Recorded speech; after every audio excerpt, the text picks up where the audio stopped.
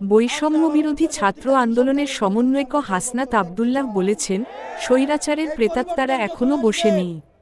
ফ্যাসিবাদের দোসররা আমাদের সাম্প্রদায়িক দাঙ্গার ভয় দেখিয়েছে, কিন্তু এটি সম্ভব হয়নি এবং সম্ভবও না। সরকার পতনের পর যখনই মন্দিরে হামলার আশঙ্কা তৈরি হয়েছিল, তখন মাদ্রাসা শিক্ষার্থীরা মন্দির পাহারা দিয়েছে। ফ্যাসিবাদের দোসররা নানা বেশে ফিরে আসতে চাচ্ছে, তবে আমাদের এক থাকতে হবে। আমরা বুলেটের ভয় করিনি। চট্টগ্রামে অনেকেই পুলিশ ছাত্রলীগের গুলির সামনে বুক পেতে শহীদ হয়েছে, তারপরও মাথা নত করেনি। তিনি বলেন, পুলিশ ভাইদের বলছি, আপনারা কাজে ফিরে আসুন। যারা দোষী তাদের বিরুদ্ধে শাস্তি হবে।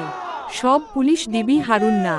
যারা ভালো পুলিশ, আমরা তাদেরকে সহযোগিতা করব। আজ বিকালে চট্টগ্রাম নগরের লালদিঘি ময়দানে বৈষম্যবিরোধী ছাত্র আন্দোলনের উদ্যোগে আয়োজিত এক মতবিনিময় সভায় তিনি এ মন্তব্য করেন। গণ-অভ্যুত্থানের প্রেরণায় দুর্নীতি, চাঁদাবাজি এবং সন্ত্রাসের বিরুদ্ধে ছাত্র নাগরিকদের সঙ্গে এ মতবিনিময় সভার আয়োজন করা হয়। এতে বক্তব্য রাখেন বৈষম্যবিরোধী ছাত্র আন্দোলন চট্টগ্রামের সমন্বয়ক রাসেল আহমেদ ও খান তালাত মাহমুদ রাফি।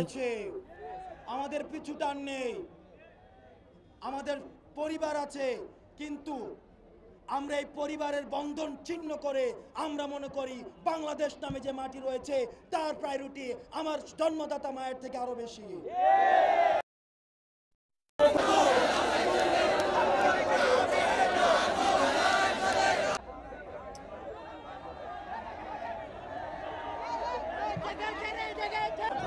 ভাই সবাই বসেন, প্লিজ প্লিজ সবাই বসেন।